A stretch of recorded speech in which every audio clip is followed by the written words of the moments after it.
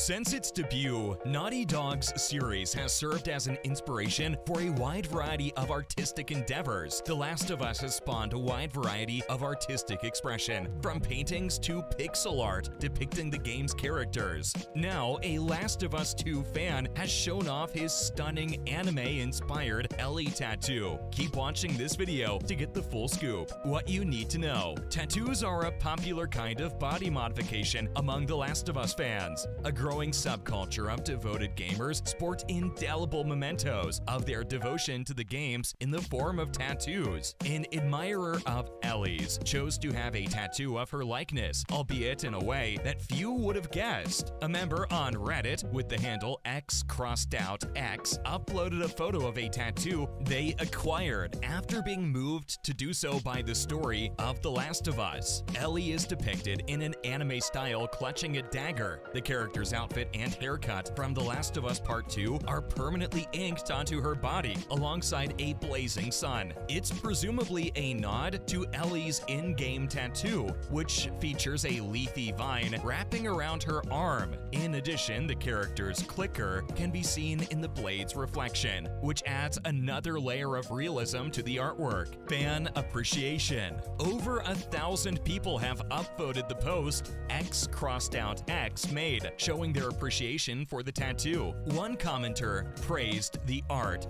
saying it's the most original take they've seen on The Last of Us tattoos in a long time. A second user noted that this broadens the possible series-related tattoo designs beyond the traditional fern forearm piece or a portrait of Joel from The Last of Us. The work is excellent and presents an angle on Ellie that players haven't seen much of before. Other tattoos follow. Ellie from The Last of Us Part 2 appears to be popular enough to get tattooed on more than just x_x's arm. A user on Reddit, going by the name Krasiki, shared an ink drawing they had made in which the main character was shielded from the sun by an astronaut helmet. There are small touches, like a firefly emblem on the helmet, that bring the black and white tattoo to life. In The Last of Us Part 2, it also records a touching scene between Ellie and Joel. Tattoos are a fantastic and expressive way to honor the properties that gamers care about, and both x_x and Krasiki demonstrate this. Part 1 of The Last of Us is out on PlayStation 5 and is in the works for PC. Weapons from The Last of Us series that should be featured in the upcoming multiplayer game. Players have just a vague idea of the multiplayer mode scenario and have no idea how much of an impact the game's story will have on it after release. The weapons that players will have access to are another crucial factor to think about, as they will be the ones used throughout a significant portion of the game's duration, and even beyond if The Last of Us multiplayer continues to receive updates after its initial release. It's vital to know what weapons will be accessible at launch, even if patches and DLC will bring more later. If Naughty Dog uses the first two of The Last of Us games as a jumping-off point, it has some interesting choices to choose. There are a lot of guns and other weapons in The Last of Us, so it's possible that they'll all be available in the multiplayer mode. Some weapons from The Last of Us Part 1 and 2 stick out more than others, and those are the ones that should be added. Melee weapons and shivs that can be broken. It's crucial to think about melee instruments before discussing the many weaponry that could be included in The Last of Us multiplayer game. Though details on the multiplayer mode's day-to-day activities are currently sketchy at best, if it accurately recreates The Last of Us hunter-gatherer experience in a hostile suburban location, there should be plenty of stuff to go around. Players can search the area for discarded melee weapons, such as a 2x4, baseball bat, emergency axe, machete, or hatchet. Players should also have access to disposable shivs that can be used to block strikes or silently kill an unsuspecting foe. It is recommended that, upon discovering a melee weapon, players employ it in the same way as they would in any of The Last of Us single-player installments, by attaching blades to it to increase its lethality and longevity. This would provide a welcome dose of variety to combat by allowing players to close the distance and attack while their opponent is distracted by the laborious process of reloading a shotgun. Lunging Swinging at a player with a hammer, for example, is just as perilous if they can quickly retreat and shoot you in the face with a revolver. Making handgun silencers. Players in The Last of Us are encouraged to rummage through abandoned houses in search of supplies, adding a layer of realism to the game's looting system. Players should be able to find plastic bottles, which can be strapped to the end of their handguns as a silencer, among the random assortments of materials used to craft items. In The Last of Us 2, pistol suppressors made their appearance, drastically altering the nature of stealth confrontations for the first time. While only good for a handful of rounds before breaking, silencers can be game changers when one player is trapped and must flee, while others enter the area oblivious to their existence. The Last of Us multiplayer game offers a number of opportunities for players to take a stealthy approach, and the addition of craftable silencers would deepen the experience, as well as provide a fantastic motivation to loot as much as possible in every place explored. This could make it worthwhile for players to stay in a sublet basement or apartment flat and loot despite the presence of spores or the sound of approaching hostile players. Long guns from The Last of Us. The Last of Us features a wide variety of long firearms, including bows, bolt-action rifles, silenced SMGs, semi-auto rifles, and pump-action, break-action, and short-barreled shotguns. When players have committed to fight in The Last of Us and must rely on damage output, most of these weapons perform admirably. In The Last of Us, the bolt-action rifle is a fan favorite after being modified to deal piercing damage, making light work of those clad in riot gear or armor. The bow is a much more tactical option, allowing players to stealthily eliminate foes and even occasionally retrieve their own arrows. However, they'd need unrivaled skill if they brought a bow into a gunfight. Even if Naughty Dog has no plans to make PvPvE a part of The Last of Us multiplayer, some players might enjoy the idea of using a flamethrower to destroy swarms of runners or other players who happen to wander into their safe zone. Otherwise, any of the aforementioned weapons would function admirably in a firefight while concealed at waist level. If the upgraded workbench from The Last of Us returns, it would be great to see similar upgrades to other, more familiar long guns, as well as the short guns that the multiplayer game should also add. From both The Last of Us games, these short guns are a must-have.